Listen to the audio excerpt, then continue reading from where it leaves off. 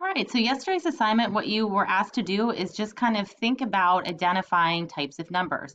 And you watched a video that showed you all the different number types and how they're kind of used given the different scenarios. So if we're talking about weather, you're going to need negative numbers because sometimes the temperature outside drops below zero. If you're talking about the score of a test, you might use a fraction, which would be considered a rational number.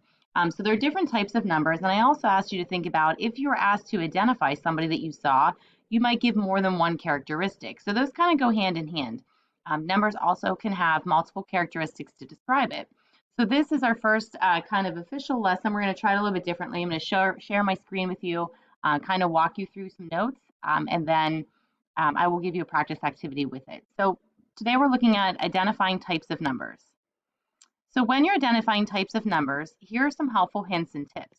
So as I mentioned before, when you're thinking about ways to describe a person, you could say they're male, you could say they're tall, you could say that they have brown eyes. You could use many descriptor words to identify them. So kind of the same in math, that numbers can fit into more than one type, just the same as if you can use multiple words to describe a person. The same number also can be written several different ways. So we're going to look at how you convert things and how you look at different numbers to determine their types. So the same number, just as an example, as 5. Another way that you might see 5 written is 25 divided by 5, right? Because if we reduce that, the answer is still 5. But you could see it written in its fraction form. Another would be the square root of 5, or square root of 25, which again, when you simplify it, it means 5. And you could also see it written as 5.0. Those are all the different ways that you could write the number 5. Now we use these different versions depending on what scenario we're describing in math. So again, understanding and looking at different types of numbers and understanding how we use them in real life is extremely important. All right, so the second page that we're going to take a look at is a kind of like a graphic organizer that you can use to help you kind of identify these different characteristics of numbers.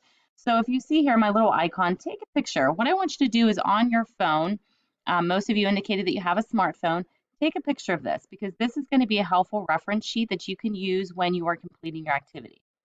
So you can pause the video, take a quick picture. All right, so kind of just to quickly explain this organize a little bit more, what you're looking at are basically buckets that have a hole on the bottom. And I want you to kind of pretend that you're dropping a ball in the bucket. So if I would make a ball here for reference, just so we can see it. Let's say the number I'm given, let's take a look at number 3. The number 3, it is considered a natural number. It's a counting number, numbers that you started out learning in elementary school. So that number 3, you could drop into this natural bucket and we would automatically know it's also a whole number, an integer. We could use the word rational to describe it. And then finally, it would drop into the real numbers bucket. All the numbers that we're going to be looking at, guys, this year are considered real numbers. If I had another number, let's say like -2, something like that, I again would go through my categories and figure out where is the first bucket it fits into. -2, negative numbers start to appear under integers. So again, I kind of want you just to kind of visualize that ball dropping through integers. I could also describe it as rational and it would drop down into real numbers. So we're going to use this organizer to go through a couple different numbers and categorize them based on these definitions. All right, so if we're given a normal and positive negative number, so we're looking up here at the top, guys, at the yellow part. So if we're given a normal negative positive number, we're not looking at fractions yet, we're not talking about decimals yet, no square roots, nothing fancy, just there. We're going to start at the top 3 buckets. We're going to be looking at these 3 buckets mainly because they are kind of more simplistic numbers. So there's a chance we could drop our ball into any of those. So kind of again, looking at the scenario of the balls, if I look at the number -2, so here's my -2 ball, okay? This is a regular counting number that you start out. There are no negatives, and it gives you some examples there. A whole number are your basic counting numbers, also including 0. -2 is -2, it's negative, right? Integers, again, if you remember me saying right before this, they now start to include negative numbers. Think of number line numbers. So negatives start to appear with integers. So we would drop our ball into integers, it would fall into rational, and then last but not least, it would go to real. So if I'm going to add into this and say what type of numbers, -2 is an integer, rational, and real. Let's see if I can reduce, it's a little bit big there. So let's bring down the font.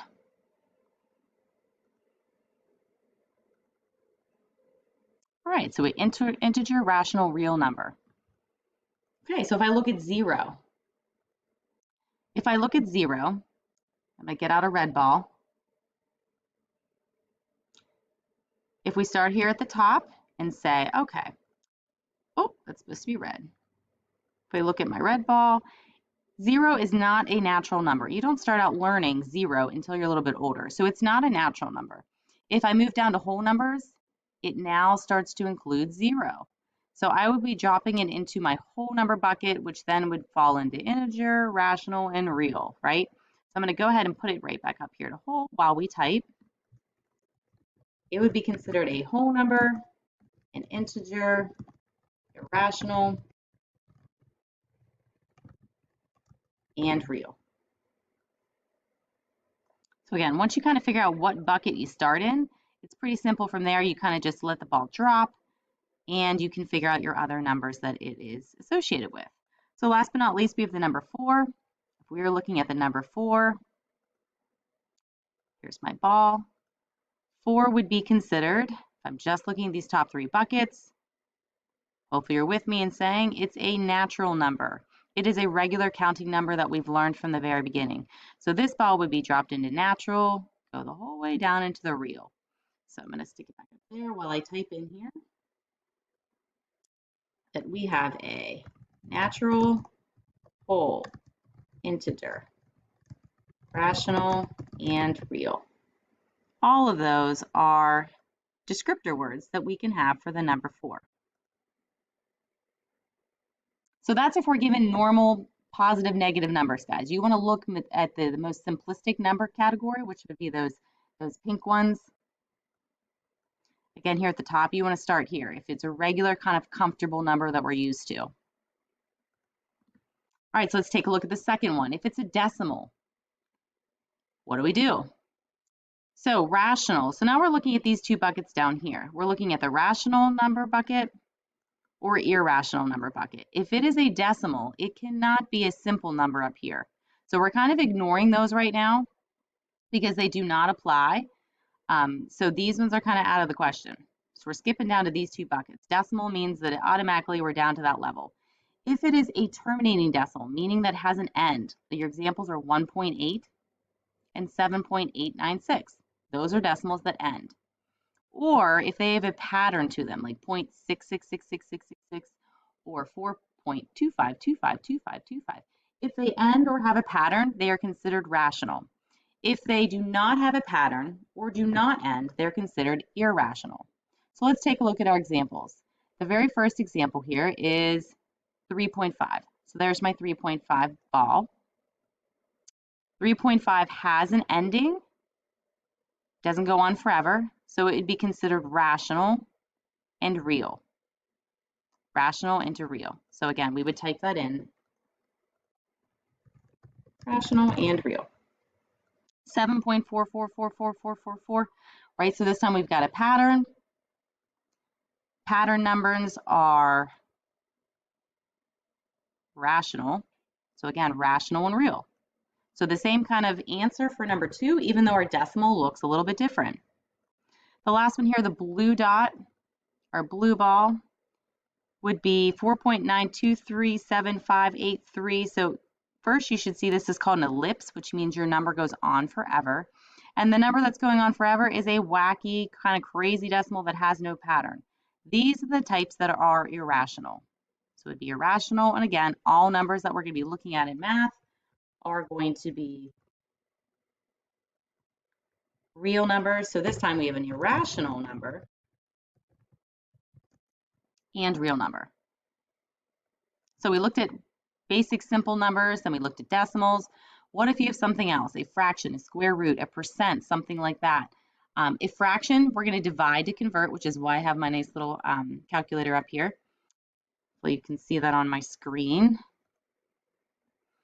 A square root, we're going to use the square root button on your calculator to simplify.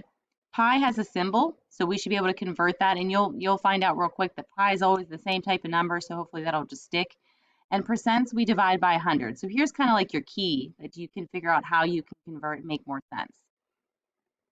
If your answer is a normal number, we're going to go back to those simple buckets and see which one it falls into, drop and drag. If your answer is a decimal, then again, we go down to the rational or irrational level and we figure out, does it show a pattern or an end? It's rational.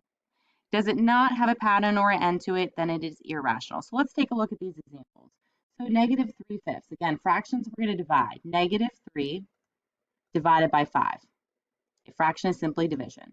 And we get 0.06. I'm going to come over here and write that down.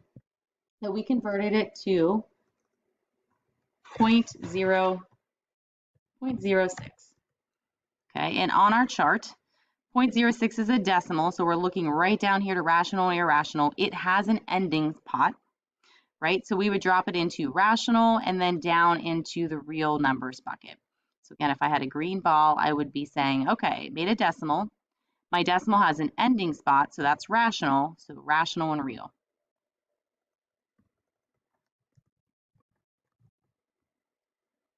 So rational and real number. All right, looking at the second one, the square root of 36. Guys, I'm not sure exactly what everybody's calculator type is at home. You should, on an iPhone, if you turn it to the side, you should get that square root button. The one that I have available on my screen is a graphing calculator, so I'll show you if you have access to this, or another calculator should be similar. So I'm going to go ahead and get my square root button up. It should look like this on your screen. The square root of 36 is 6. So it looks like a fancy number to begin with, but when we simplify, we simply get the answer of 6, which we know is kind of like a comforting number, an easier number. So we're looking at the top buckets, our simple number types. 6 is a regular natural number. It's a number that you started out learning how to count when you were younger. So that would be again, if I just show you color-wise, my 36, square root of 36, or AKA 6, is a natural, whole, integer, rational, real. So it's got a lot of options there, a lot of descriptors. So it is a natural, let's see if I can do this, whole, integer, rational, real. Again, that is ginormous, so let's see if we can get that down to size here so we can fit it in our box. Okay, it is not letting me, so I'm going to move it out to the side here and try. There we go. I'm going to put 6 in brackets, just so you know, it's also known as 6. All right, so the next one, 65%. So when we're looking at percents, guys, we want to make sure that we are dividing by 100. So 65 divided by 100 is 0.65. So again, I get an answer of a decimal.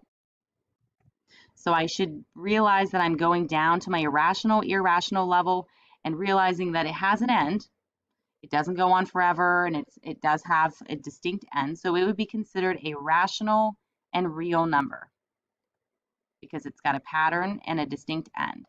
So rational and real would be the descriptors I could use to describe this number. Last but not least is pi. So again, you should have access to the pi key somewhere, whether it's on your phone, whether it's on the calculator on the computer. If you need help finding some of these figures and functions, please let me know. I'd be more than willing to walk you through your own scenario. So the square root of pi, I put in my symbol for pi, I get 3.141592654. So you should notice that you have a pretty long decimal. And also, guys, to notice that the calculator is just going to cut it off when it can't show you anymore on the screen. So if you do not see a pattern and your number goes clear to the end of your screen, then there is a very large chance that it's going on forever and ever and ever. So if I would come back just to type in here my response, we get pi is 3.141592654 dot, dot, dot. I'm going to put that dot, dot, dot in there just so that we kind of understand that it goes on forever. And there is no pattern to it. So if I was looking at dropping in my balls, if this organizer helps you, It is irrational because it does not have a pattern and my number goes on forever.